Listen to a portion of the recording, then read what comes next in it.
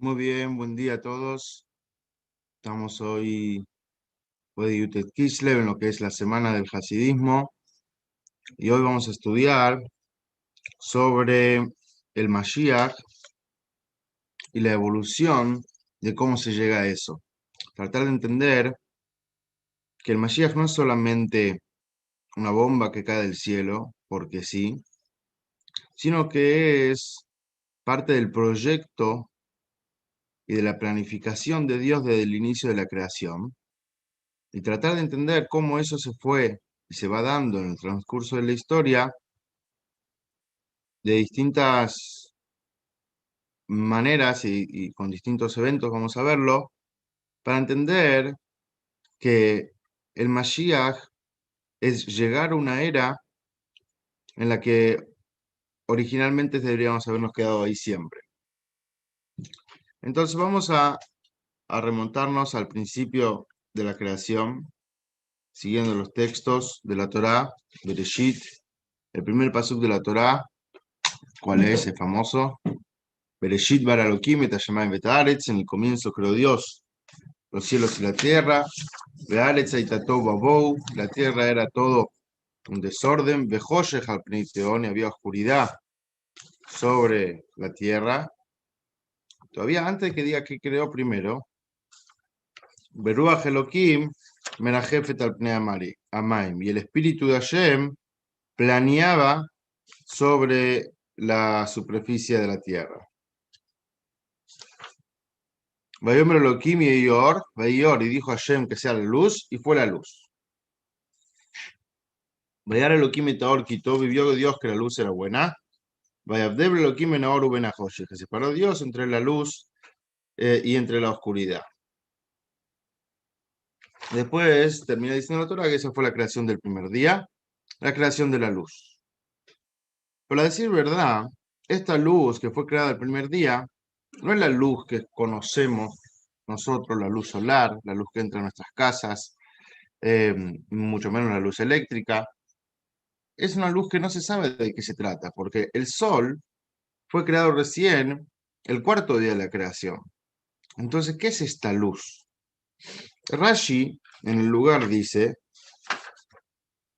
y Dios vio que la luz era buena, Vayabdel Elohim en Oro Benajoshi, que separó Dios entre la luz, entre la oscuridad, recurre a la Gadá, recurre al Talmud, y dice, Raúl Sheino que da el Istamesh Borreshaim, vio que no era apto, que no era óptimo que esta luz hicieran uso de ella los Reshaim, Vivdiló le tzadikim latidlavo, y la separó a esta luz para los tzadikim, para los justos, le atidlavo, para el mundo por venir.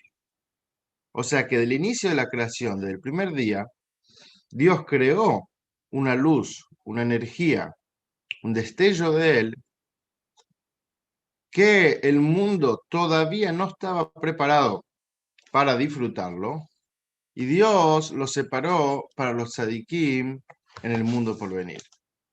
Cuando decimos tzadikim, ¿a qué hacemos referencia? Como dice en el Pirkei Avot, todo Israel tiene parte del mundo por venir, todo Israel son llamados tzadikim. En el momento, después del fallecimiento de una persona, se le condenan después del purgatorio todos sus pecados, también son llamados tzadikim y todos tienen parte del mundo por venir. Y hay una discusión en Maimónides sobre qué hace referencia al mundo por venir. Si se refiere al Gan Eden o se refiere a la etapa de la resurrección de los muertos después de la llegada del Mashiach.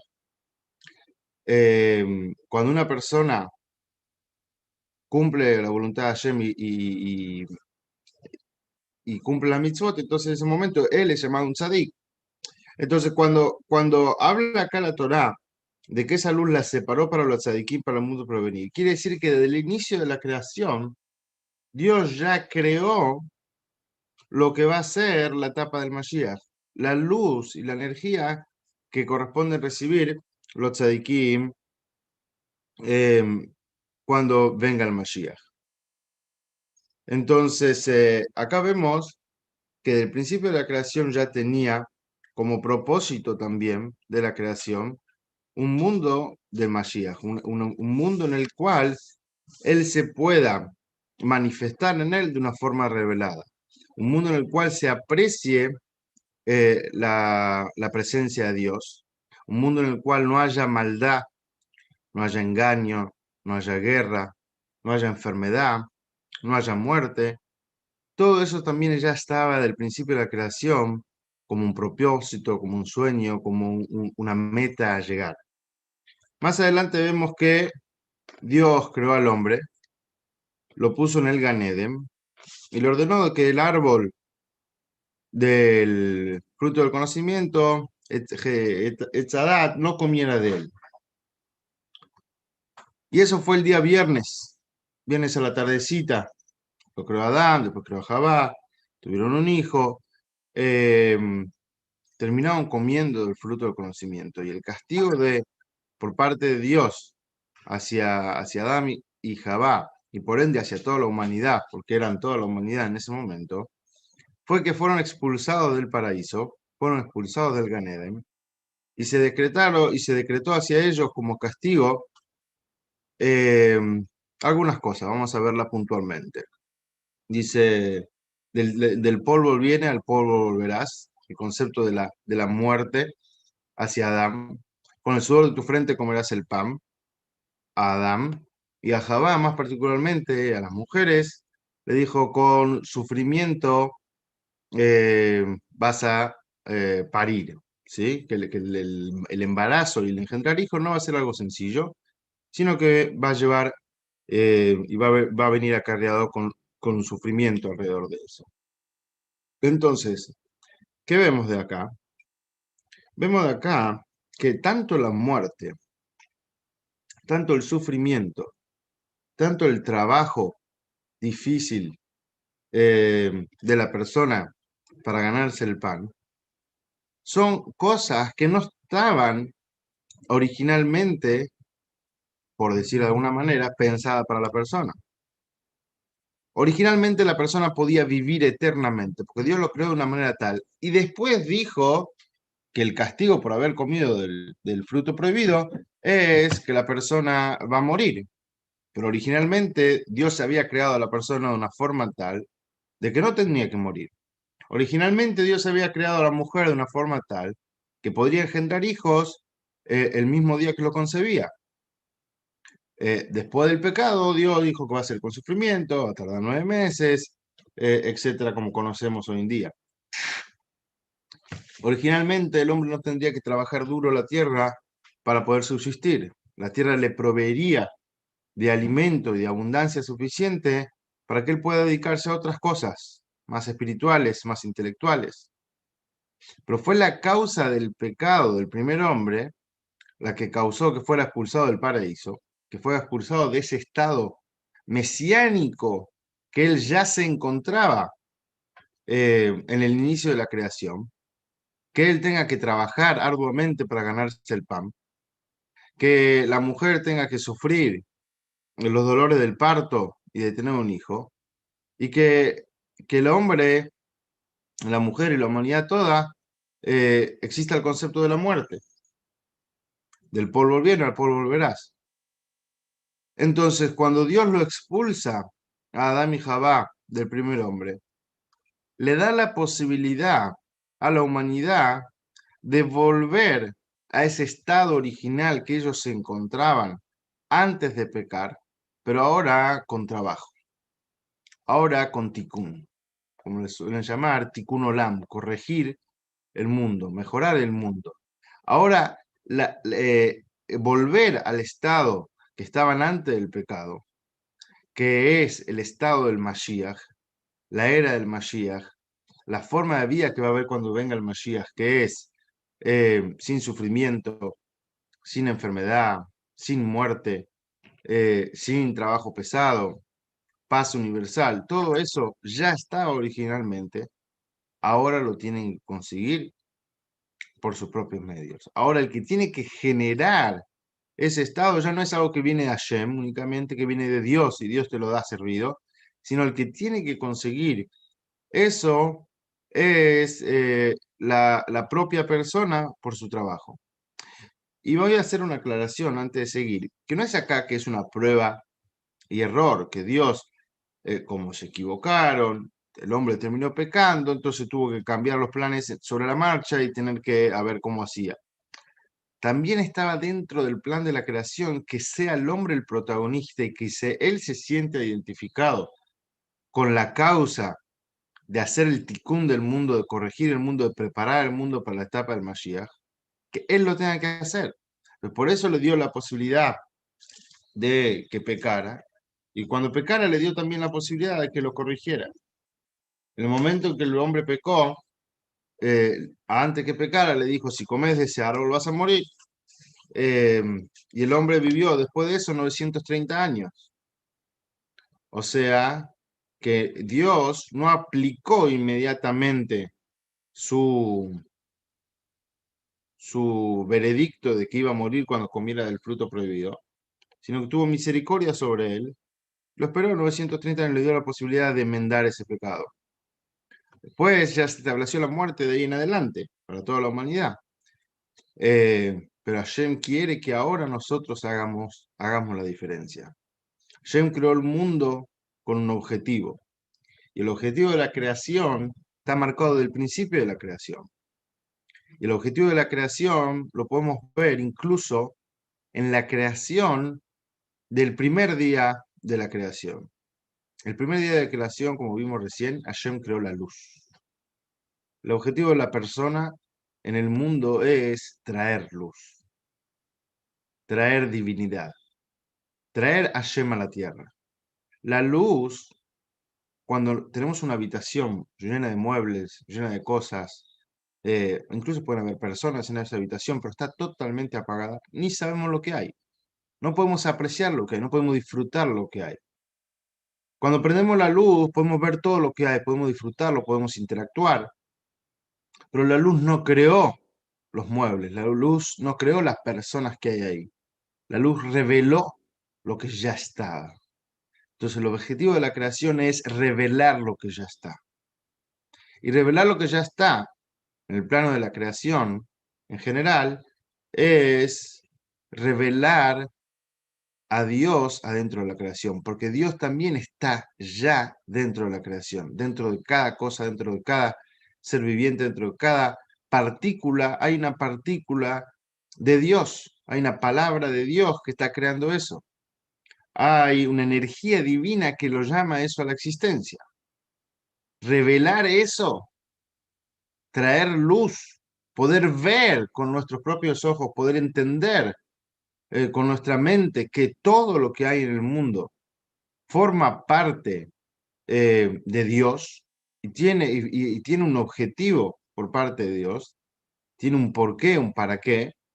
Ese es el objetivo de la persona, esa es la misión de la persona, poder revelar dentro de cada cosa a Dios que está dentro de eso. Jaime, con mate.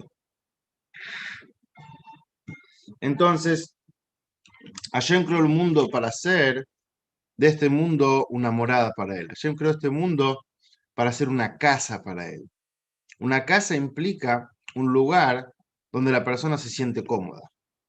Una casa implica un lugar donde la persona él puede ser sí mismo, donde no tiene que estar, por decir de alguna manera, careteando o mostrando una imagen para con afuera, para con sus compañeros de trabajo, sus familiares o simplemente la gente que está afuera. En su casa él puede decir lo que es, él puede expresarse libremente, él puede ser quien es, él puede vestirse como quiere. En su casa no tiene que estar escondiendo su identidad, porque en su casa él ahí se expresa libremente. Entonces Hashem quiso que hacer de este mundo, hacer de un mundo, que es un mundo limitado, que es un mundo creado por él, que es un mundo que tiene seres eh, eh, vivos y creó al hombre dentro de ellos, ser racional, que él sea que exprese y que lleve a la revelación de Dios en el mundo de una forma tal que Dios se sienta ahí cómodo, como si fuera su casa. Como dice Loi Kanef Od Moreja, no va a ocultar más a Hashem. Hasta hoy en día, Hashem tiene que ocultar gran parte de su energía, gran parte de su presencia a los ojos y a la percepción de la persona, porque no estamos listos para percibirlos todavía. Pero la idea es que Hashem quiere en algún momento revelarse tal cual es. Y para eso nosotros tenemos que prepararnos. Para eso Hashem le dice, necesito su ayuda. Necesito que ustedes se preparen a sí mismos para estar listos para recibir una revelación mía mayor. Entonces, eso es lo que se llama Dirá Betachtonin. Dirá Betachtonin quiere decir hacer de Hashem, quiso hacer él una morada acá abajo. Y para que sea una morada acá abajo, ya no podría hacer de él revelarse completamente. No sé si nosotros lo hubiésemos aguantado. Pero para que nosotros los aguantáramos, para que llegue un estado de que Mashiach venga, que haya una revelación divina y que también el mundo pueda seguir siendo como es, hace falta que la persona haga, genere y traiga divinidad en el mundo en el transcurso del Galut. Con cada buena acción, con cada mitzvah que la persona cumple, con cada decisión en que la persona se debate si hacer lo que él quiere o hacer lo que Hashem quiere, si satisfacer un placer personal o satisfacer un placer de Dios, el deseo de Dios en la creación, de cumplir un precepto, ya sea que le guste a él hacerlo o no le guste hacerlo, lo haga con esfuerzo, eso genera que la persona está encontrando a Dios, genera que él está trayendo divinidad al mundo, genera que está trayendo una energía nueva que antes el mundo no tenía. Y toda esa energía y toda esa preceptos que se cumplen, que traen la energía divina en el mundo, se va encapsulando y se va guardando para el momento de la llegada del Mashiach. Hoy en día lo podemos entender con mayor facilidad, como en la computadora o en el celular, todo lo que la persona hace queda registrado. Bueno, también todas las buenas acciones que la persona hace generan algo y quedan registrados y se van a revelar en algún momento. Se va a revelar en el momento de la llegada del Mashiach. Vamos a ir un poquito más adelante y vamos a ver un momento histórico en el cual vemos cómo un acontecimiento muy importante en el mundo tiene que ver algo también con la llegada del Mashiach. Tiene que ver con la preparación del mundo para la llegada del Mashiach. En el año 1600 de la creación, Hashem decidió que el mundo, 1600 creo que era 1556, pero por ahí cerca. Hashem decidió que el mundo no podía seguir como estaba. La tierra se había llenado de corrupción, de maldad, asesinato, robo, promiscuidad. El hombre se había descarrilado por completo. Y Hashem decidió traer un Mabul, un diluvio, destruir a toda la humanidad.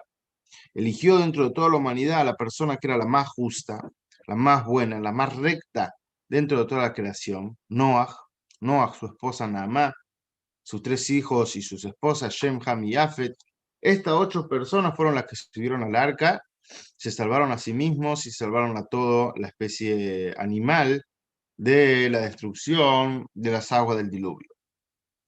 Pero, a decir verdad, en Hasidut se hace una pregunta que es bastante simple, lo podríamos haber hecho también nosotros, que ¿por qué Hashem quiso destruir el mundo de una forma tal que sea por intermedio de un diluvio, por intermedio del agua? ¿Acaso no había otra forma de destruir a la humanidad? Al fin y al cabo, la vida y la muerte están en manos de Dios. Simplemente podían morir todas las personas que estaban vivas. O podría haber otra forma de exterminio masivo de la humanidad. Un meteorito, no sé, que los trague la Tierra, lo que se te ocurra. Si estamos hablando de Dios, todo es posible. De por sí, el diluvio ya no es algo natural. Entonces, se ve obligado a también responder de una forma mística. Y la respuesta es que el diluvio también tenía un objetivo oculto. Y el objetivo oculto dentro del diluvio era purificar al mundo, hacer una limpieza y una purificación espiritual del mundo. La cantidad de días que llovió en el diluvio fueron 40 días.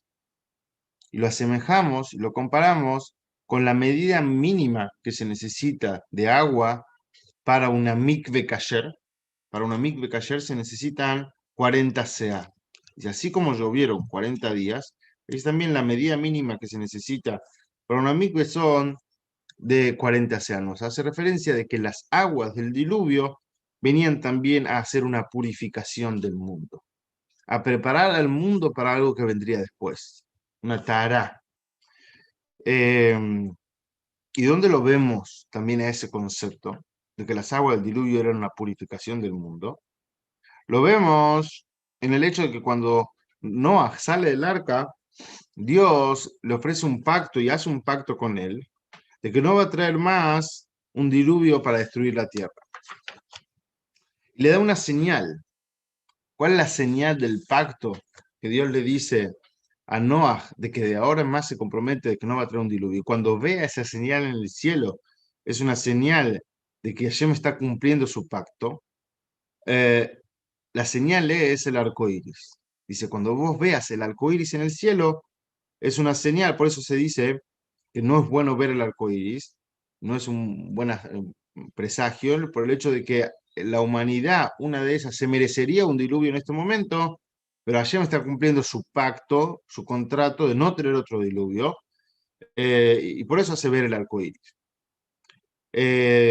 Incluso hay una bendición que se dice en el momento de ver el arco iris: Baruch atah Hashem Elokeinu melech haolam, Shomer Abrit, quien cuida su pacto. Le agradecemos a Hashem en ese momento, el momento que vemos el arco iris, que Hashem está cuidando su pacto. Entonces, el arco iris es el pacto entre Noah y Hashem, entre toda la humanidad y Dios, de que no va a traer más otro diluvio. Pero aparentemente, ¿por qué Dios eligió el arco iris?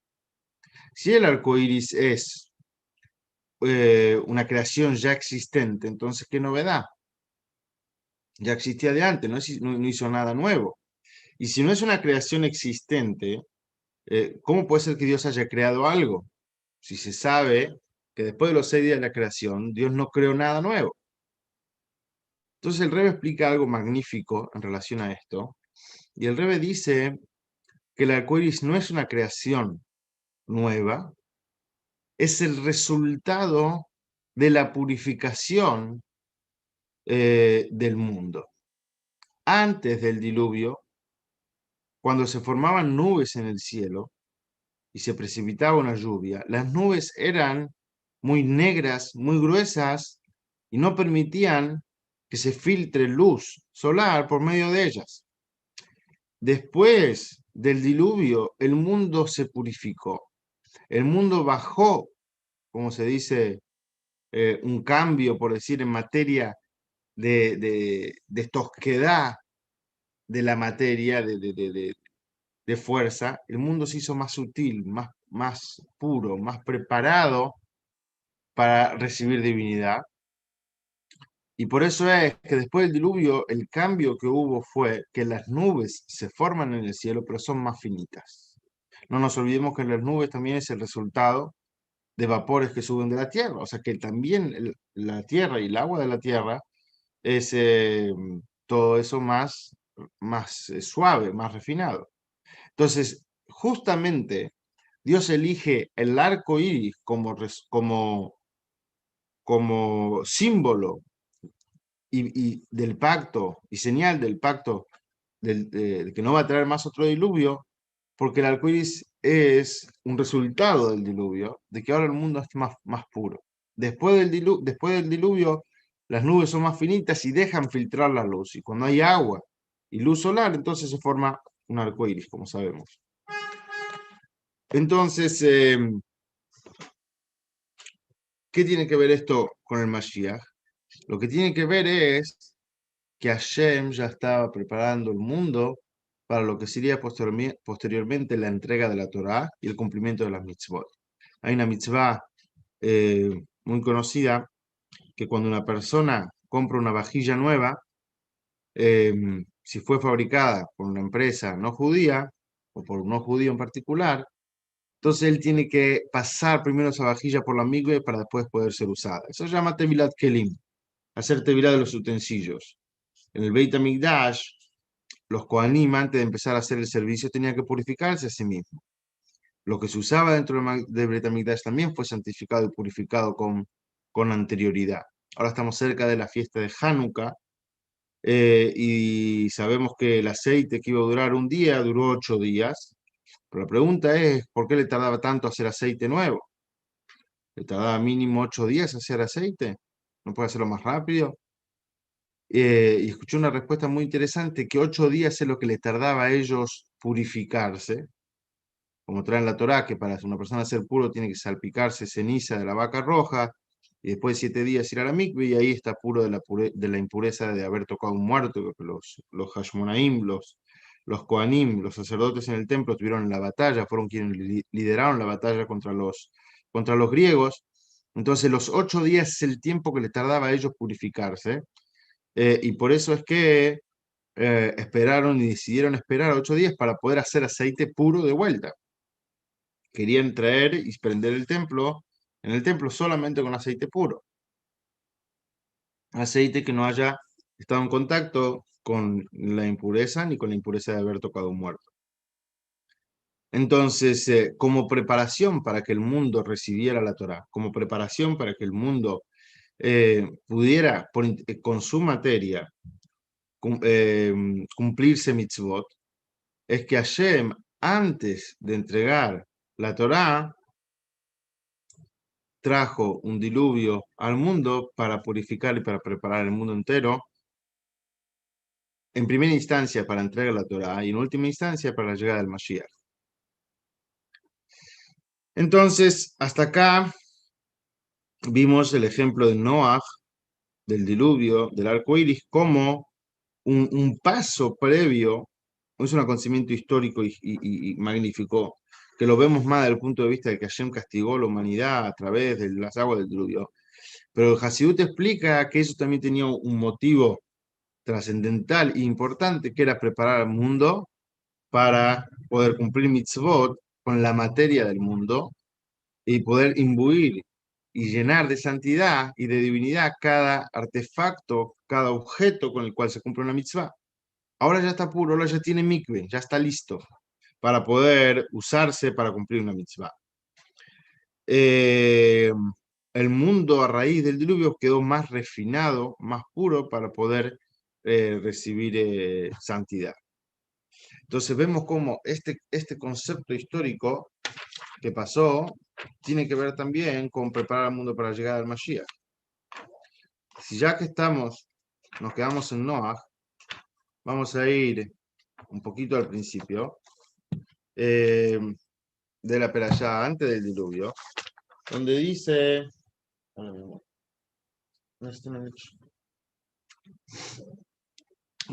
así,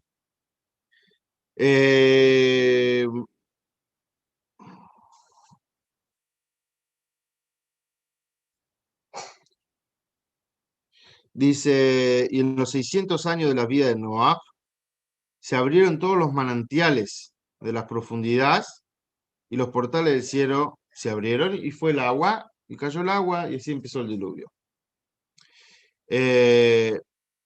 Bueno, desde el punto de vista técnico, esto nos dice de que Hashem hizo abrir todos los manantiales de agua de las profundidades, todas las aguas termales se abrieron y el agua empezó a brotar de la tierra y también empezó a llover de una forma constante durante 40 días por lo menos, sin parar, y así fue que se llenó el mundo de agua. Pero el Zohar, que es un libro de Cábala, va un poco más allá. Va un poco más allá y explica y quiere explicar acá algo que va a pasar más adelante. Dice Ubeshit Man Shanil Leshiatait para el Suntari de Jochma. Dice, eso pasó en los 600 años de la vida de Noah. Dice, también así, en los 600 años del sexto milenio, se van a abrir las profundidades de las aguas de abajo y las profundidades de las aguas de arriba, que son los portales de sabiduría del cielo y los portales de sabiduría de la tierra.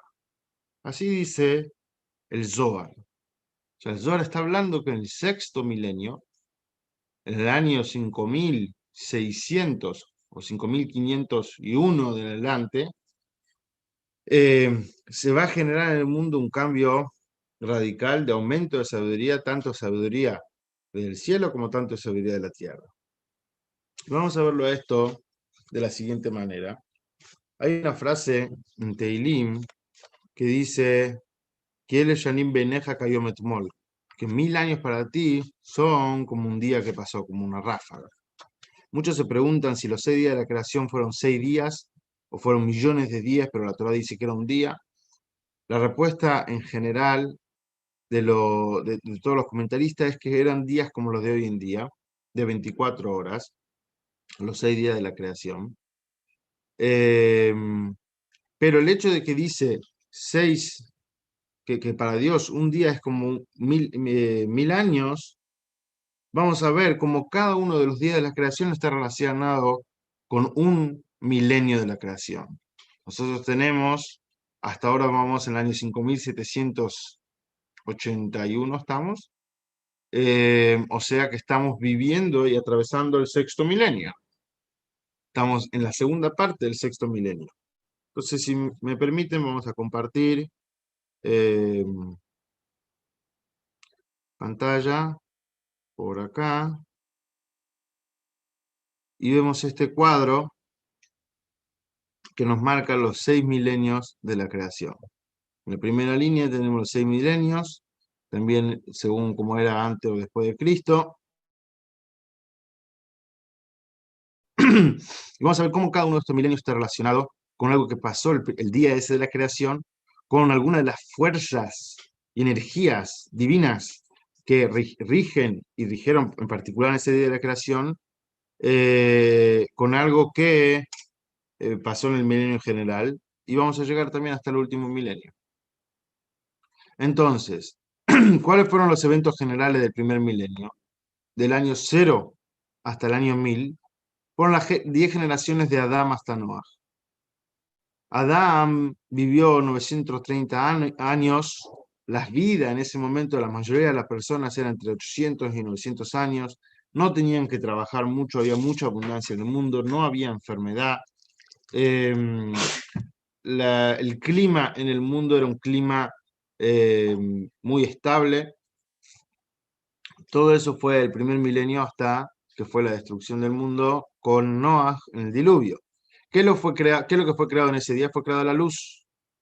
Al ser creada la luz, en ese día surge porque en ese día lo que rige en el mundo es la bondad. La luz fue creada el primer día de la creación, fue con la primera de las Sefirot, la primera de las fuerzas divinas de Dios, Gesed, que es bondad. Cuando es Gesed y bondad pura, no distingue a quién le da a todos por igual. Puede ser que la gente en esa generación era gente malvada, pero Hashem estaba en ese milenio gobernando, por decirlo de alguna manera, manifestándose en el mundo con bondad pura. Y la gente vivía muchos años, tenía mucha abundancia y tenía un bienestar, porque no distinguía quién daba, como la luz. La luz, como dice el famoso dicho, el sol sale para todos. Bueno, el sol no distingue si el que está dando calor y luz es una buena persona o una mala persona. Le da luz. Entonces ese fue el primer milenio relacionado con Gesed, relacionado con bondad. El segundo milenio, el que rige es el atributo de Geburah, disciplina, justicia, juicio. Y en el segundo milenio el acontecimiento más importante que hay es el diluvio. Más adelante, la Torre de Babel. ¿Sí? El día de la creación ese fueron separadas las aguas, o sea que Dios tuvo que medir cuánta agua iba a dejar abajo en la tierra y cuánta agua iba a dejar en los cielos. Yo, si le puedes ayudar a Menú. Eh, entonces, en ese milenio Dios actuó con disciplina con la generación, tanto en la Torre de Babel como en el diluvio. Y Noah y su familia fueron salvados del resto de la humanidad. Entonces, vemos que en el segundo milenio rigió el atributo de Geburah y así. Continuamos con el tercer milenio. El tercer milenio es el nacimiento del pueblo de Israel. El patriarca Abraham ya nació en el año 1948, al final del milenio anterior. En este milenio, a partir del año 2000 al 3000, hay varios sucesos. Primero están todos los patriarcas, Abraham, Isaac y Jacob. Está la travesía del pueblo judío en Egipto, los 40 años en el desierto, la entrega de la Torá, los jueces, David, el rey David, la inauguración del primer templo al final de este tercer milenio. En este día fue creada la vegetación y en este día el que rige el atributo de Tiferet, de belleza, armonía. El atributo de Tiferet es la combinación de bondad y disciplina y es el tercero. En el tercer milenio fue entregada la Torá al pueblo de Israel y el objetivo de la entrega de la Torá al pueblo de Israel es unir dos polos, unir lo espiritual con lo material. Está el mundo, la persona y Hashem, y el objetivo es que estos tres se unan, y por eso que esto es en el tercer día, en el tercer milenio. El tercer día de la creación, Hashem dijo 2 veces que sea bueno, y porque en ese día ya fue creada la tierra. Hasta el día anterior, el día lunes de la creación, Dios no dijo que fue bueno, pero el tercer día dice 2 veces fue bueno, porque ya había crecido crear la tierra para lo que sería después la creación del hombre que va a cumplir el objetivo dentro de la creación. Entonces acá ya empieza a gestarse cuál es el objetivo de la creación en el tercer milenio, que es la entrega de la Torah, el inicio de lo que va a ser posteriormente, hasta llegar a la etapa del Mashiach. En el cuarto milenio, que va del 3000 al 4000, está el primer y segundo templo. Al final de este milenio se cierra y se escribe la Mishnah, y al final de este milenio ya empieza a decaer la soberanía del pueblo de Israel sobre la tierra de Israel y sobre sí mismos, y son prácticamente exiliados. En este milenio, en este día, cuarto día de la creación, Dios creó los astros en el cielo, el sol y la luna, que el sol es como el primer templo y la luna como el segundo templo, que era menos importante en materia de espiritualidad. Y las estrellas hacen relación al reconocimiento de Dios y a la sabiduría que empieza a escribirse a través de, se escribe por primera vez la Torah oral, que es la Mishnah.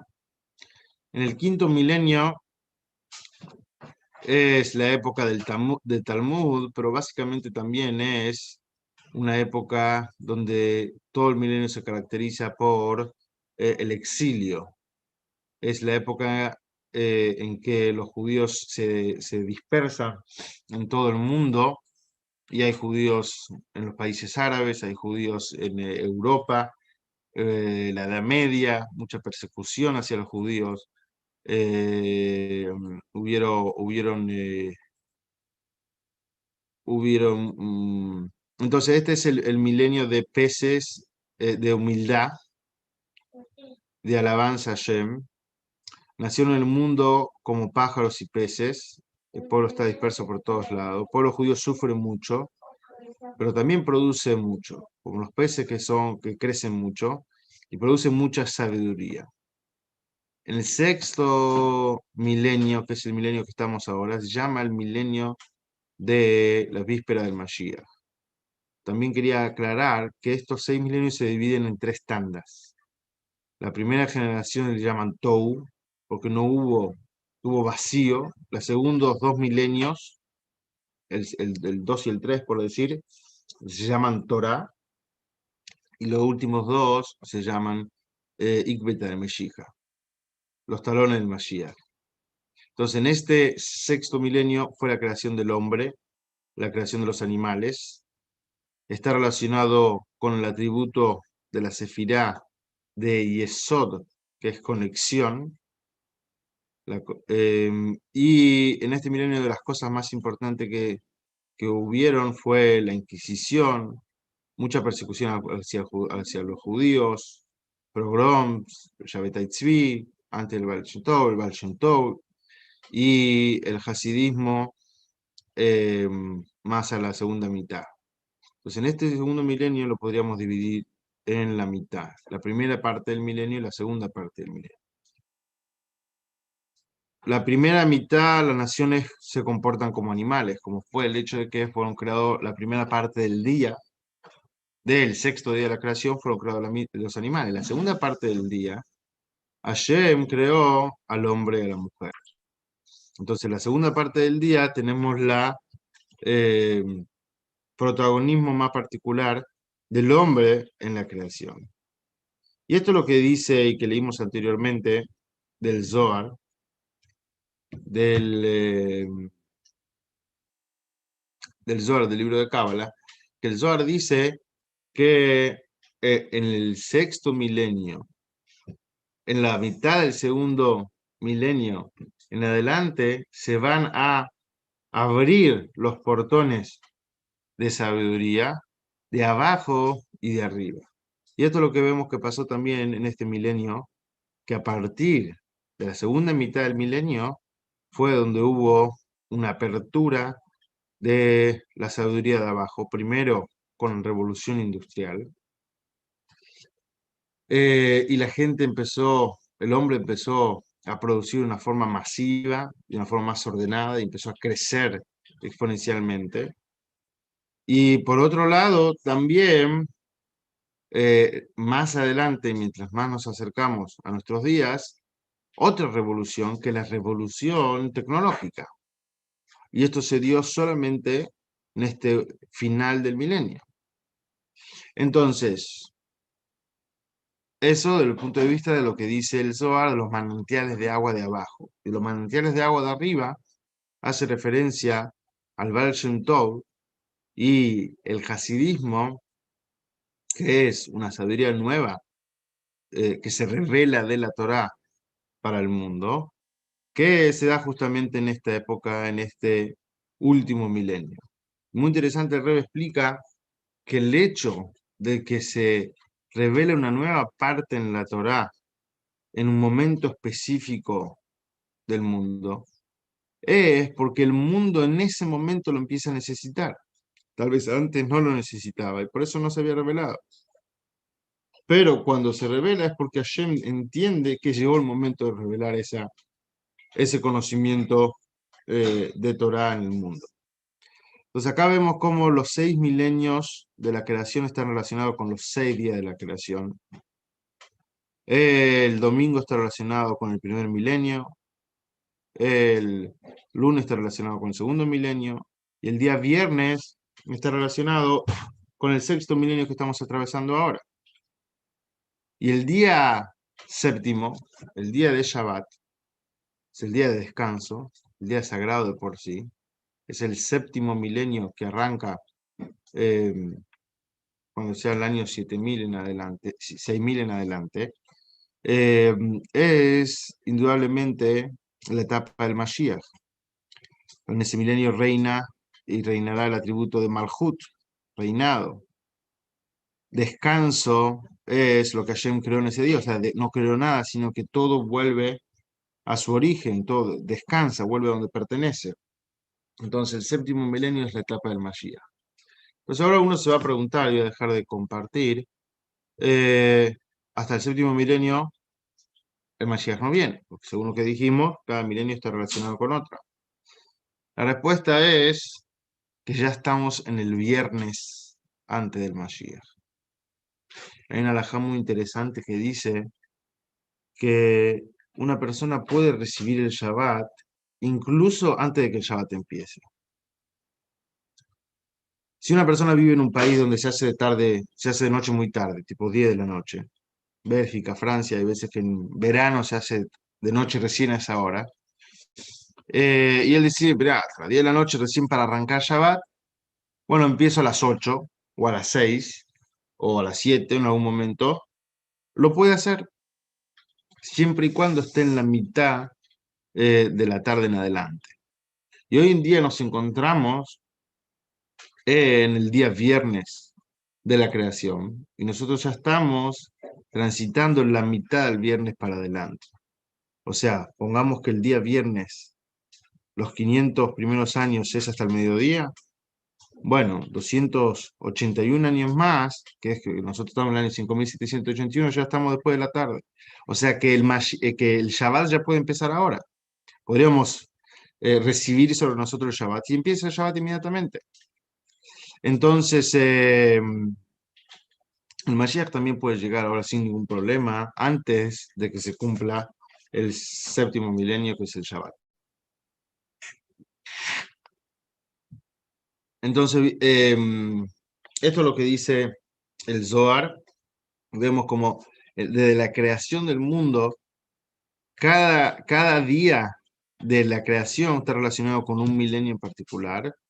Y el último de los milenios, el séptimo milenio, está relacionado con el Mashiach. O sea, no es algo que el Mashiach va a llegar de un momento a otro, así porque sí. Desde el inicio de la creación, Dios ya tenía un plan para el Mashiach. Dios ya sabía que va a llegar el Mashiach.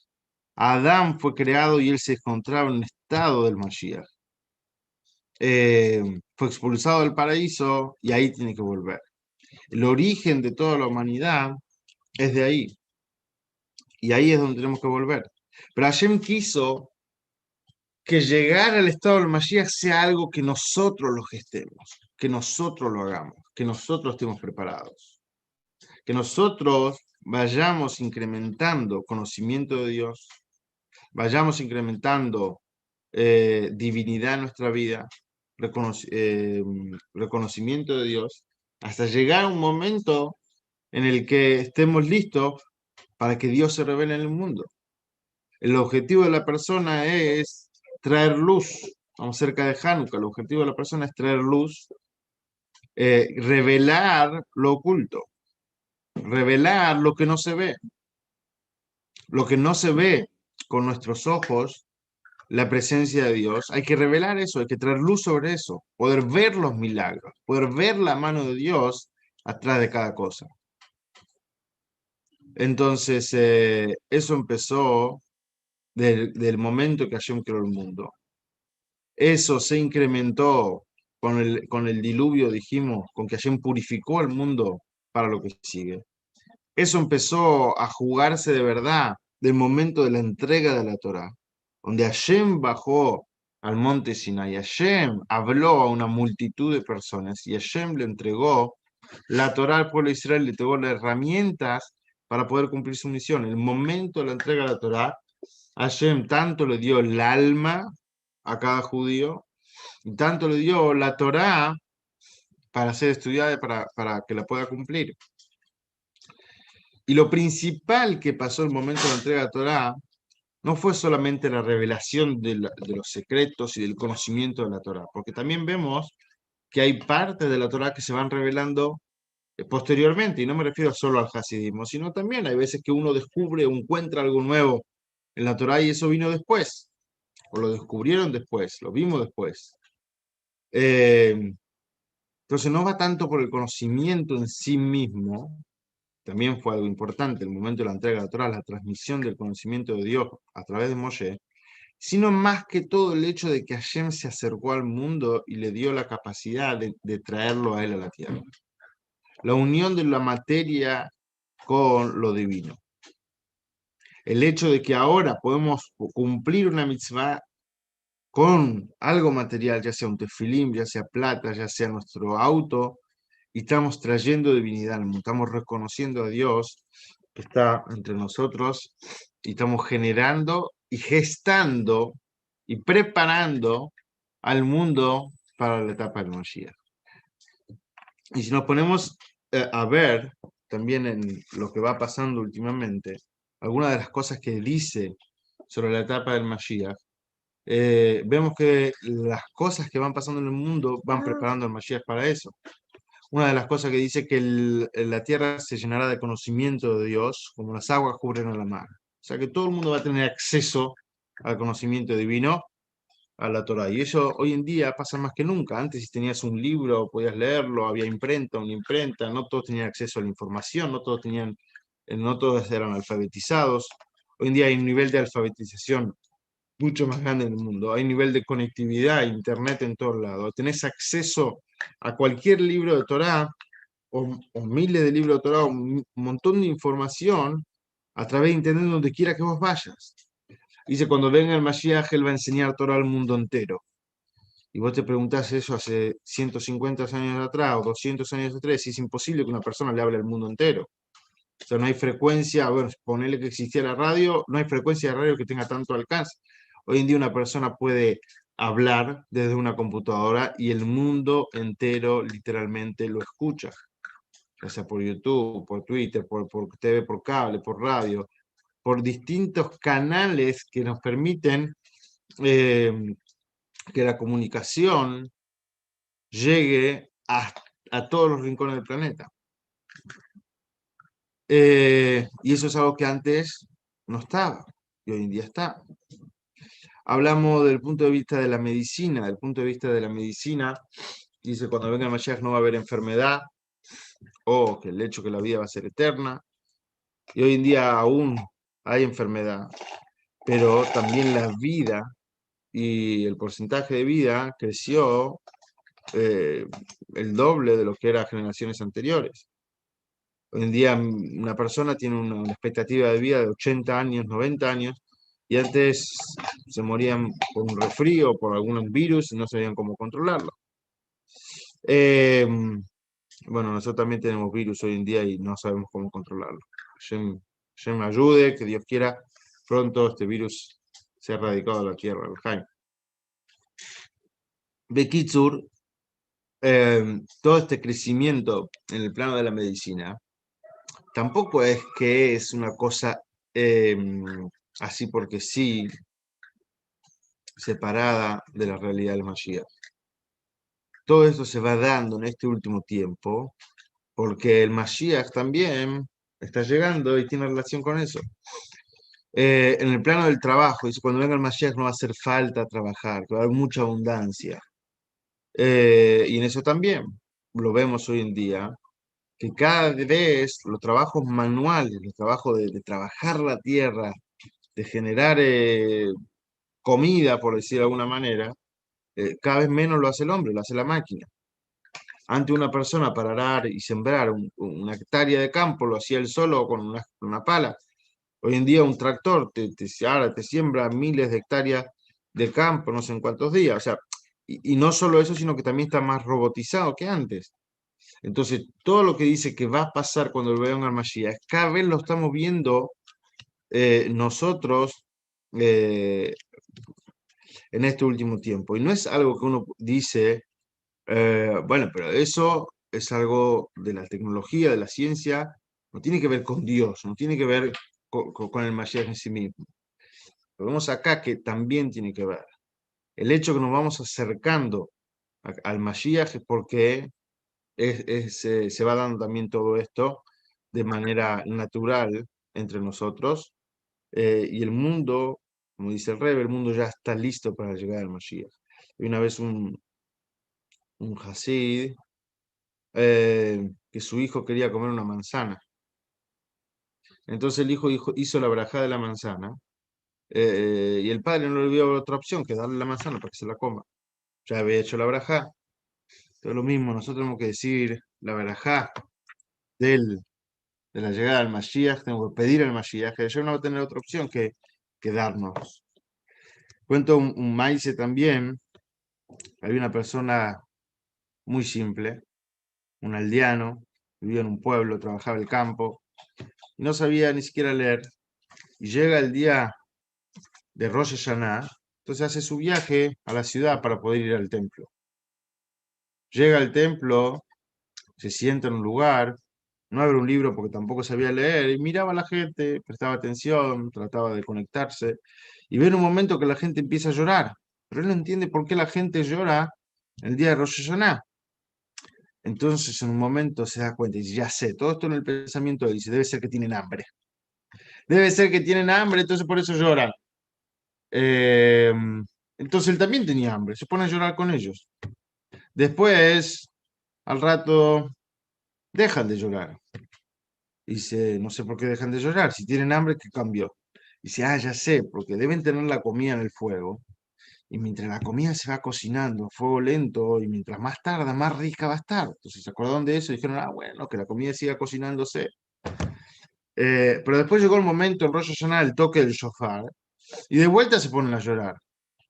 Eh, entonces se pregunta él, ahora, ¿por qué lloran? Este campesino se pregunta, eh, ¿por qué lloran?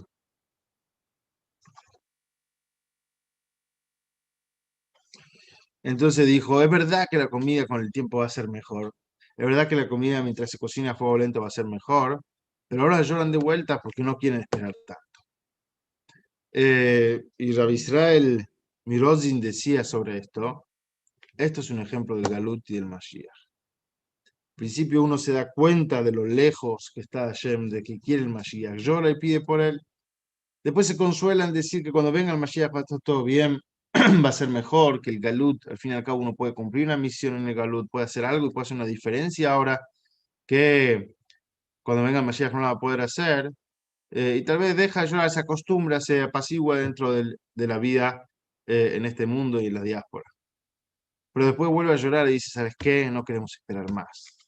Queremos que el Mashiach ya sea una realidad entre nosotros, que venga, no importa si vamos a ganar un poco más después, un poco menos después, queremos que ya el Mashiach sea una realidad entre nosotros.